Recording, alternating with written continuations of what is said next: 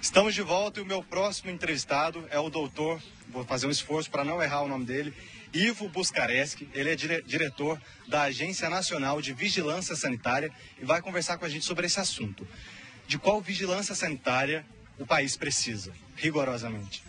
Bom, nós precisamos, antes de mais nada, entender o que é vigilância sanitária. A vigilância sanitária é a área do governo que cuida para que uma série de produtos e serviços que nós consumimos sejam seguros. Produtos como medicamentos, alimentos, cosméticos, hospitais, serviços de hemoterapia e vários outros. A nossa função é conseguir garantir que esses produtos sejam seguros, que a gente minimize o risco, que risco zero infelizmente não existe, né, e que garanta também que a sociedade se desenvolva, sem criar atravancos para o desenvolvimento econômico da sociedade. Esse é o nosso objetivo e para isso existe a Anvisa, que é a Agência Nacional de Vigilância Sanitária, existem as vigilâncias sanitárias estaduais e as vigilâncias sanitárias em todos os municípios do Brasil. E por que a vigilância sanitária geralmente está associada a doenças epidemiológicas? Na verdade, nós não cuidamos de doenças epidemiológicas. Isso é vigilância epidemiológica. Nós tratamos dos produtos e serviços que nós consumimos, é garantir que esses produtos sejam seguros. Quando vem as doenças, quem trata é uma outra área do SUS, que não a vigilância sanitária. Nós apoiamos garantindo, por exemplo, numa epidemia de uma certa doença, que hajam os medicamentos, se existirem medicamentos disponíveis no mercado, que eles estejam registrados e que eles sejam eficazes e seguros como se comprometem nas suas bulas. E atualmente, o que tem sido trabalhado com esses vírus, essas transmissões de doenças que a gente tem? Como, por exemplo, a dengue, a chikungunya, o vírus da Zika. Do ponto de vista da Anvisa, nós estamos trabalhando em tentar acelerar os registros de uma série de vacinas que estão sendo colocadas para nós, que se propõem a serem preventivas da dengue. Isto não é uma análise fácil. Muita gente acha, por que a Anvisa já não fez isso aqui, já que há um grande número de pessoas afetadas pela dengue ou por outras doenças transmitidas pela Aedes aegypti.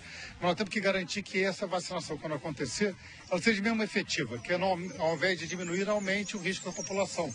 A dengue, por exemplo, tem mais de 4 tipos de dengue. A única vacina que está em pedido de registro, as outras duas estão em pesquisa clínica ainda, ela só garante a proteção de 2 tipos. Pode acontecer que isto depois faça com que você ter contato com outro tipo de dengue, ela venha com uma dengue hemorrágica. Tudo isso tem que ser analisado e equilibrado pela Anvisa antes de fornecer o registro. E o senhor está aqui no Acre como integrante de uma programação, né? Por que essa visita? Na verdade, nós fizemos esse ano um seminário nacional sobre vigilância sanitária, que reunimos primeiro nas 5 regiões do país as vigilâncias sanitárias e outros órgãos e setores da sociedade que se interessam por esse assunto. Depois houve um seminário nacional e agora os estados estão começando a promover e chamando seus municípios, já que muitos não conseguiram participar dos encontros regionais, para fazerem a discussão. E o Acre está de parabéns, porque é o primeiro estado do Brasil a realizar essa palestra, esse seminário, depois do seminário nacional. E olha só, no caso, a vigilância sanitária ela cuida de algumas prestações de serviços do setor terciário, como, por exemplo, a indústria farmacêutica, os restaurantes, e como a população deve lidar em algum problema no serviço prestado por esses estabelecimentos, ou numa denúncia, como fica? Sempre que a pessoa vê que tem algum problema com algum produto ou serviço que está sujeito à vigilância sanitária, ela deve entrar em contato ou com a vigilância local ou com a Anvisa. Nós temos pelo nosso site www.anvisa.gov.br todos os contatos do Anvisa Atende, da nossa ouvidoria, do próprio site, ou pesquisar no seu estado ou município as vigilâncias locais para entrar em contato com elas e a gente tomar as devidas providências. O senhor falou aqui do contexto do Acre, mas o que falta melhorar a nível nacional dentro desse contexto de vigilância sanitária, né, com um país de proporções geográficas imensas que a gente tem? Você falou muito bem, nós temos um primeiro grande desafio. Um país continental, com uma população etnicamente muito diferente, com realidades culturais e econômicas diferentes, nem sempre o que nós temos que fazer em vigilância sanitária no centro de São Paulo é a mesma coisa que eu vou fazer numa cidade no interior do Acre. Regrar esse sistema, organizar esse sistema é um grande desafio. Somado que nós estamos num mundo hoje que as tecnologias mudam a cada dia, né? ver como regrar essas novas tecnologias hoje no mundo da internet. Por exemplo, muita gente está tendo acesso a consumir produtos que não estão registrados, que muitas vezes trazem risco à saúde.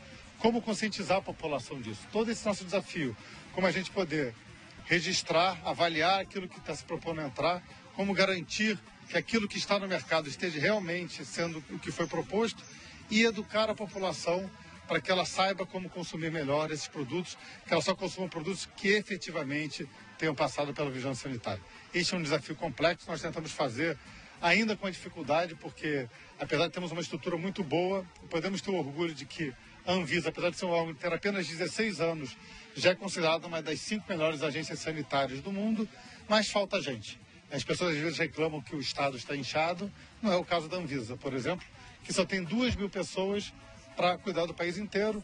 Temos o apoio do nosso sistema nacional, que tem mais 40.000 pessoas nos mais de 5.000 municípios nos 27 estados brasileiros, mas isso é suficiente. Só nos Estados Unidos, só o órgão nacional lá tem 18.000 pessoas trabalhando. Então este é um outro desafio, mais gente, mais estrutura para que a gente possa trabalhar e garantir a segurança da população. Bom, vamos falar agora um pouquinho de história. O doutor Oswaldo Cruz, se eu não estou enganado, ele era sanitarista. E ele esteve aqui na Amazônia, se eu não me engano, durante a construção da estrada de ferro Madeira-Mamoré, no estado de Rondônia.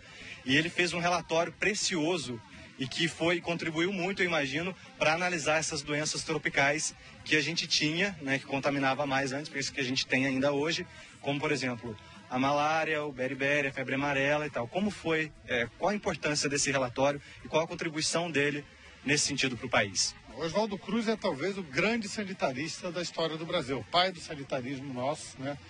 Todo o trabalho que ele fez, inclusive de mostrar, nos ajudar a mostrar à população que o mosquito era o transmissor da doença, que o controle do mosquito é importante, é fundamental. E você vê que é um problema até hoje.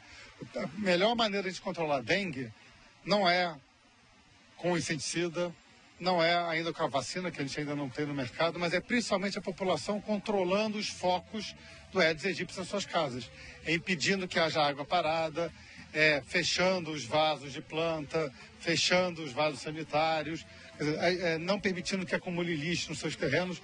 Ou seja, o que Oswaldo Cruz nos ensinou há quase 100 anos atrás é que se não tiver participação popular, se a população não ajudar a controlar os vetores, não adianta outras medidas que são paliativas. A principal maneira de controlar doenças transmitidas pelos mosquitos é a população agindo.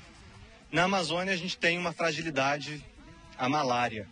E aí o senhor sabe dizer o que tem sido desenvolvido nesse sentido? Há uma previsão de uma vacina para essa doença?